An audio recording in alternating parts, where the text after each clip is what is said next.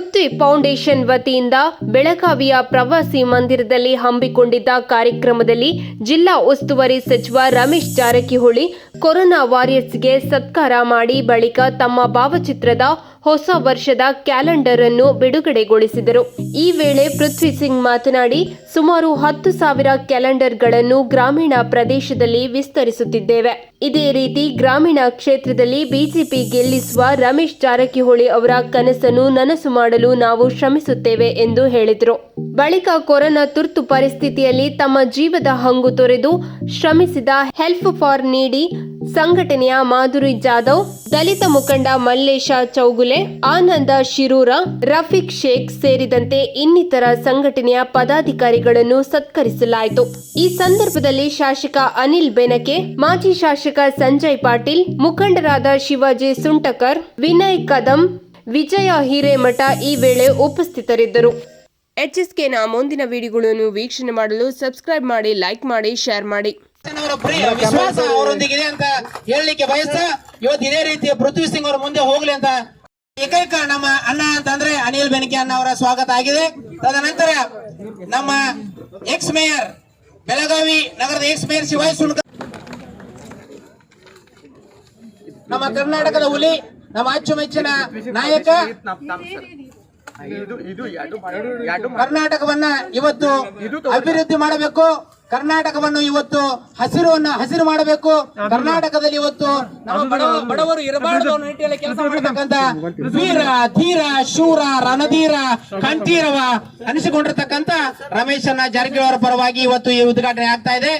ಈ ಸಂದರ್ಭದಲ್ಲಿ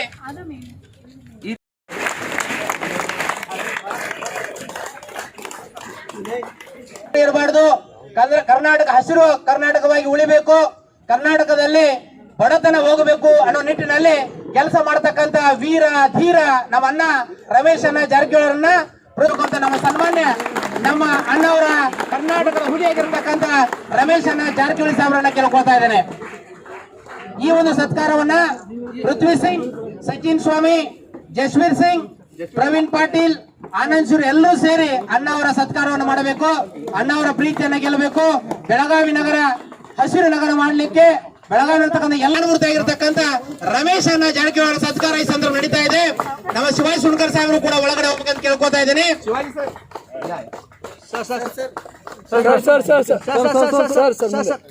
ರಮೇಶ್ ಅಣ್ಣ ಜಾರಕಿಹೊಳಿ ಸಾಹೇಬ್ರ ಅಂದ್ರೆ ಅಭಿವೃದ್ಧಿ ಅಂತ ತಿಳ್ಕೊಳ್ಬೇಕು, ರಮೇಶ್ ಅಣ್ಣ ಅಂತಂದ್ರೆ ಯುವಕರ ಮಿತ್ರ ಅಂತ ತಿಳ್ಕೊಬೇಕು, ರಮೇಶ್ ಅಣ್ಣ ಅಂದ್ರೆ ಅಭಿವೃದ್ಧಿ ಹರಿಕಾರ ಅಂತ ತಿಳ್ಕೊಂಡು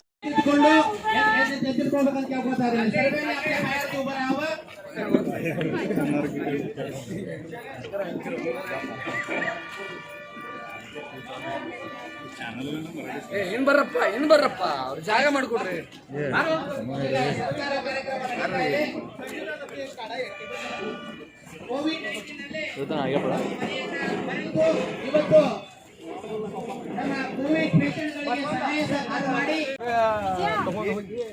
ಅವರ ಆಂಬ್ಯುಲೆನ್ಸ್ ಓಡಿಸಿ 45 ಶವಗಳನ್ನ ಅಂತ್ಯ ಸಂಸ್ಕಾರ ಮಾಡಿರ್ತಕ್ಕಂಥ ವೀರ ಕಿತ್ತೂರು ರಾಣಿ ಚೆನ್ನಮ್ಮನ ಮಡಿಯಲ್ಲಿ ಹುಟ್ಟಿರ್ತಕ್ಕಂಥ ಈ ಮಣ್ಣಿನ ಮಗಳು ಮಾಧುರಿ ಜಾಧವ್ ಪಾಟೀಲ್ ಅವರ ಸತ್ಕಾರ ಅಣ್ಣವರ ಕೈಯಲ್ಲಿ ನಡೀತಾ ಇದೆ.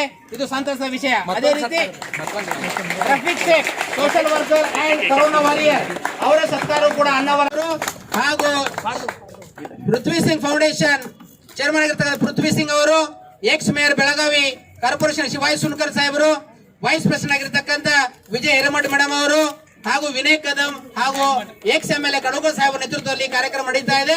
ತುಂಬಾ ಉತ್ಸಾಹದಿಂದ ನಡೀತಾ ಇದೆ. ಎಲ್ಲರೂ ಕೂಡ ಅತಿ ಉತ್ಸಾಹದಿಂದ ಈ ಕಾರ್ಯಕ್ರಮ ಪಾಲ್ಗೊಂಡಿದ್ದಾರೆ. ಎಲ್ಲರೂ ಕೂಡ ರಮೇಶ್ ಅಣ್ಣ ಅವರ ಪರವಾಗಿ, ಇಲ್ಲಿ ನಡೆದತಕ್ಕಂಥ ಪ್ರತಿಯೊಬ್ಬರ ಪರವಾಗಿ ಧನ್ಯವಾದ ಹೇಳ ಬಯಸ್ತಾ ಇದ್ದೇನೆ. आज या ठिकाणी आमच्या कर्नाटकचे एक वीर